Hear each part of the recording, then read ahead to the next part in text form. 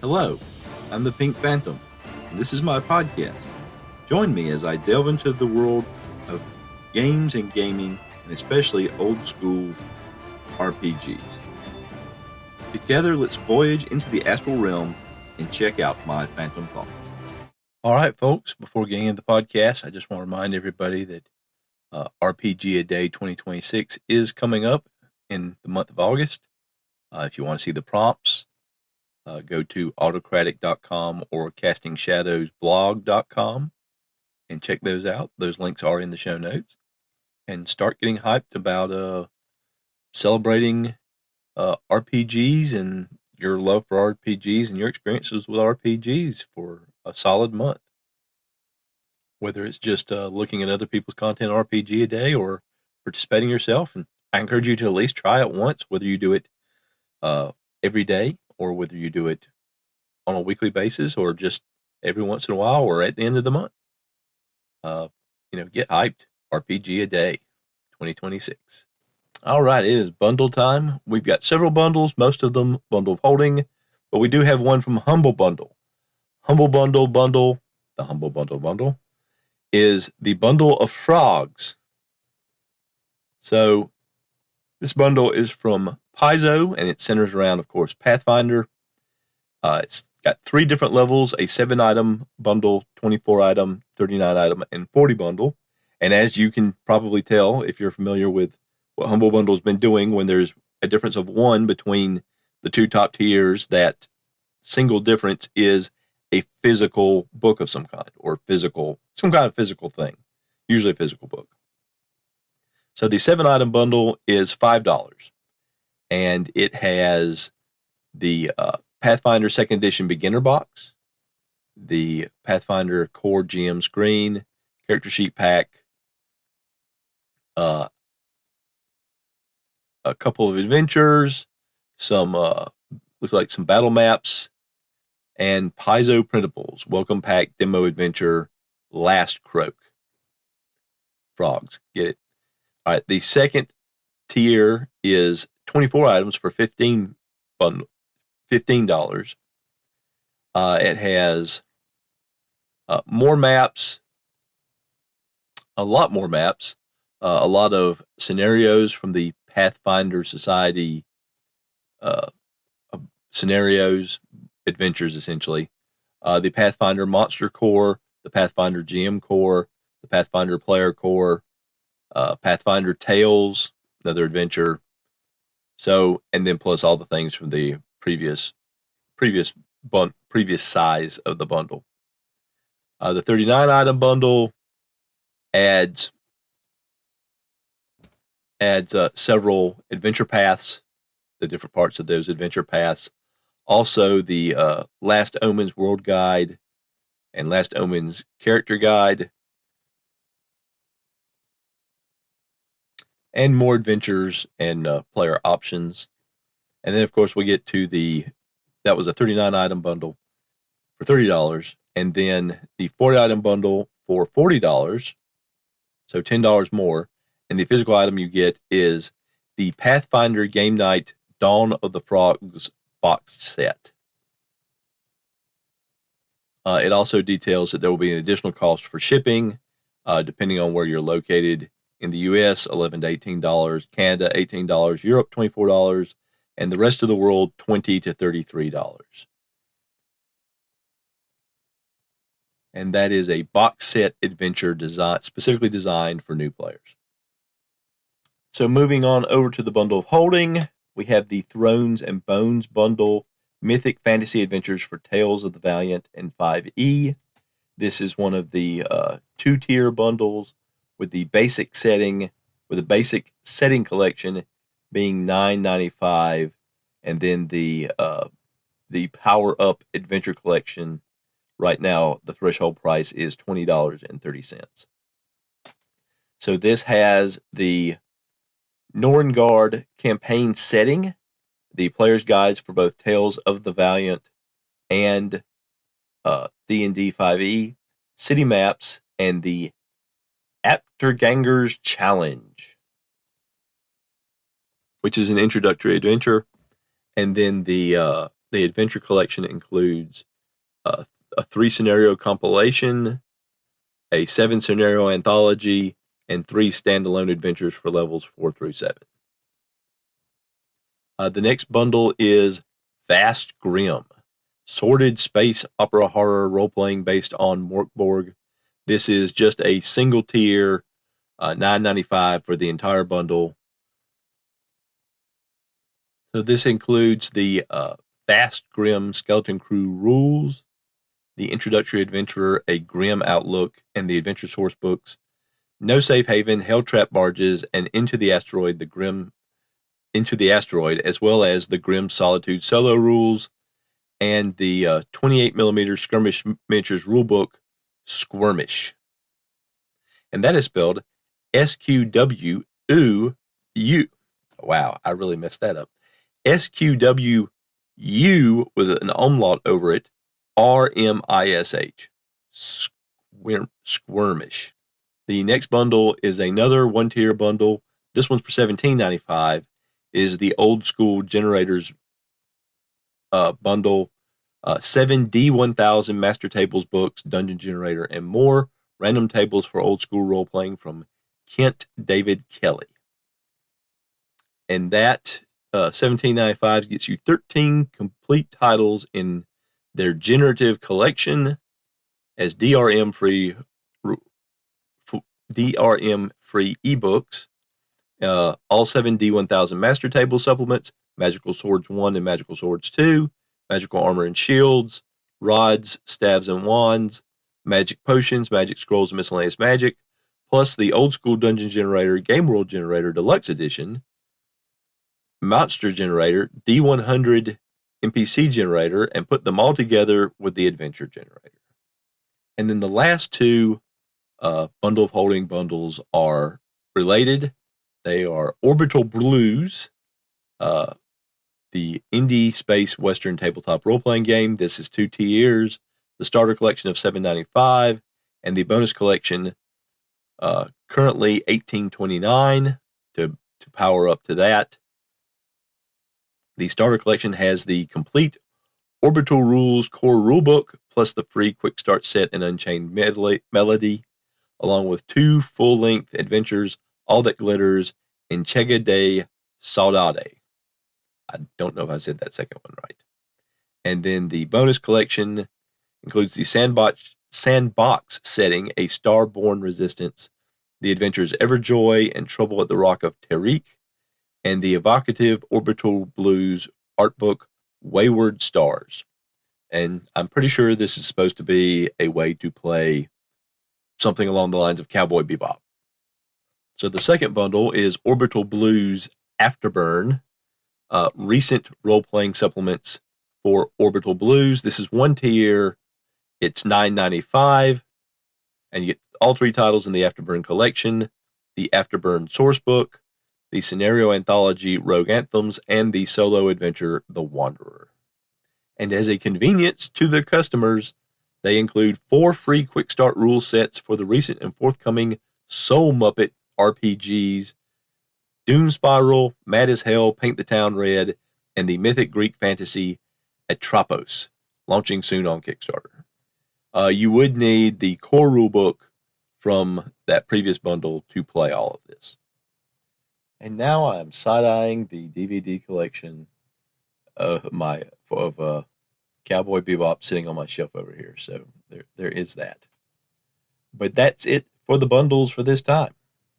And now, more from my solo AD&D RPG campaign, Tales of the Dragon Slayers. In this episode, I'm going to talk about some more of the goings-on of the Raging Snouts Orc tribe, and that's the orcs that have occupied the Dragon Cave and the area around it. So most recently, I'd covered that they had an encounter with a group of dervishes and had overcome and defeated that group of dervishes, including charming several of the high-level fighters, which helped them in the battle. So as part of the dervish treasure, they found 3 maps. And 2 of them were for maps in that kind of cave complex, in the area where they are operating. So the next day, they sent a couple of groups of orcs to investigate those 2 nearby maps. And one of the groups encounters 2 tigers and loses 12 orcs before dispatching them. And they recover 6 potions, 6 scrolls, 6 scrolls, 6 scrolls, not scrolls. That's a different universe, along with 3 tiger cubs. The other group finds a deep cave complex occupied by 120 orcs. These orcs had been hiding in fear from the dragon and were starving, so they jumped at the chance to join the Raging Snouts after their leaders saw the remnants of the dragon skeleton. That's the interpretation of a good reaction roll. 11,000 electrum points were recovered from the hidden portion of the caves that the maps led to. The orcs were, I call them a lair group. It's a home group. Not necessarily their settled home, but a place where they are for the moment. But they retain their own treasure for now as an allied group. So with those successes, late in the day, encouraged by the first 2 maps, Porcus the Mighty, the chief of the Raging Snouts, leads a group to find the treasure of the 3rd map, which is a little over a day's travel away. He takes with him 50 orcs, 2 hill giants, and one of the dervish fighters, a 5th level fighter. Being orcs, they're traveling at night and, kind of retiring, resting during the day. So at the beginning of the 2nd day's travel, which would be sort of the next night, the orc group comes across a caravan of merchants settling in for the night. The merchants give the orcs a friendly welcome, a fantastic reaction roll, and the merchants are intrigued by the chief's mention of a trading road through the foothills of the great mountain chain near the Dragon Cave. That's how the Dragon Slayers got close to the Dragon Cave. And the mention by the dervish fighter of the plains beyond the hills to the west.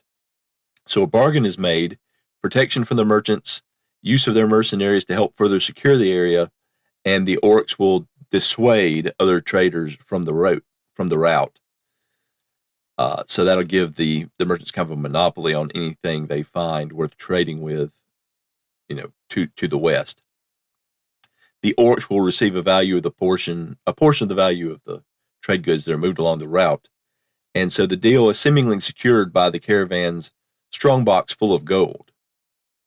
As the evening progresses, the head merchant notices Chief Porcus fiddling with a ring with a large jewel that he has, and the leaders of the mercenary guards growing ever more deferent and friendly to the orc leader. The merchant himself feels a wave of good feeling pass over him before fading, and notes the chief rubbing his ring and looking away quickly as the merchant turned. Porcus succeeded in using his artifact to charm basically all the high-level characters of the mercenaries, but not the head merchant. He failed on that. Well, the head merchant succeeded on his save, to be more accurate. So the merchant leader feigns more goodwill as the orcs leave, and the mercenary captain, an 11th level fighter, announces he's going with them. So the orcs travel on a little longer that evening, and they and their allies reach the crypt indicated by their map. Surprisingly, the tomb has several large vaulted chambers and entryways as part of the levels. Now, the way I figured this out was I was drawing from a deck of cards called Tiny Blue Dungeons, and some of the rooms that I drew were very large, and so that made me think they were more grandiose, and so they were larger. So while the orcs swarm through some of the smaller passages and sepulchres, they scout out the ways to see the hill giants can join them. And there's big, large enough halls that the hill giants, there's a few places they have to squeeze through, but otherwise they kind of mainly just have to stoop over in a few places. On the first level of the crypt, the orcs gain the favor of a party of characters, a group of NPCs led by a druid, along with several fighters and men-at-arms. Another lucky reaction roll. Maybe intimidated by the giants. This group joins the delve for a piece of the loot. The group of them together encounter I don't know what you would call a group of germlanes. These are small, little, primitive-type beings. They're maybe a little larger than a rat in height, but are reputed to have very bad tempers. And initially, the germlane let them through before ambushing them. The Druid party suffers in the battle and elect to leave after it's over, after the Germlane are defeated. Porcus informs them that their proceeds from the search are forfeit since they're leaving early, and so they go on their way empty-handed. A little while later, a group of bandits attacks the orc party on sight. The high-level fighters make quick work of them and then present Porcus with a bejeweled necklace and a ring recovered from the bandit leader. Of course, the greedy orc puts these on, and the ring actually enhances his protection. It's a ring of protection +2. On the second level of the crypt, a small group of troglodytes are impressed by the party of orcs and Porcus's boasts and agree to join Porcus's expanded tribe. Several quaggoths charge them, seeming to target the troglodytes. This was a very bad reaction roll, and I thought it made sense that since the troglodytes and the quaggoths were on the same level, maybe there was some animosity between them, shall we say. But the quaggoths quickly fall. Farther on, a handful of mongrel men show deference, but indicate they simply wish to leave. By this time, the group has obtained a great deal of copper, silver, electrum, and even some platinum coins, as well as a javelin, some leather armor, and a wand. With the main treasure to be found, they press on to the third level. The lowest level is built around 2 large galleries. They encounter a single shocker, a entity from the elemental plane of electricity. They encounter a single shocker. It hits, and an orc that attacks it hits it simultaneously, and the orc dies in an electrical flash as the shocker is reduced to ash. And in the sort of remains, they find several gems and some gold coins at another location in that room. Then they encounter a party of evil adventurers fronted by an assassin and a magic user in a side gallery. This group is suitably impressed by the power on display and joins forces with Porcus's group. Yep, another good reaction roll. Not a lot in the middle so far on this expedition, by the way. It's either very high or very low, either very friendly or attacking on sight. Only the mongrel men ended up kind of in the middle. The assassin indicates that there's some activity in the final Great Hall, and despite the lumbering hill giants, they're able to surprise a party of good adventurers featuring 2 clerics and 2 fighters. An assassination attempt fails, but the magic user, dervish fighter, Porcus, the giants, and several orcs are able to injure most of the good adventurers, while the mercenary captain wipes out most of the supporting men at arms. The good party wavers but fights on, injuring the giants, but then the party takes more injuries, and with the last man at arms falling, the party breaks and runs. One cleric is struck down as he flees. The rest try to force their way through the orcs in the next room, but one fighter and the other cleric are seized and held. The other fighter drops his shield, sword, helmets, anything else that's grabbed as he's pushing through the orcs, and manages to escape into the crypt's upper levels, where he dumps his coin purse to distract the pursuing orcs. Porcus and company ransack the tombs in the final chamber here and collect several potions and 9 stones. One of them floats in the air around him when he clumsily drops it. Porcus and company then return to the caravan, and together they travel to the orc stockade. Eventually, the merchant leader and much of the caravan take their goods to the merchant town near Fort Etrarch. Some of the merchants and the bulk of the mercenaries stay with the orcs, scouting the area and making plans. So the Raging Snouts have made some more friends, and forcibly, in the case of a few of them, kind of reinforced that friendship with magic, and now they have kind of an opportunity to financially gain long-term from their position in the region.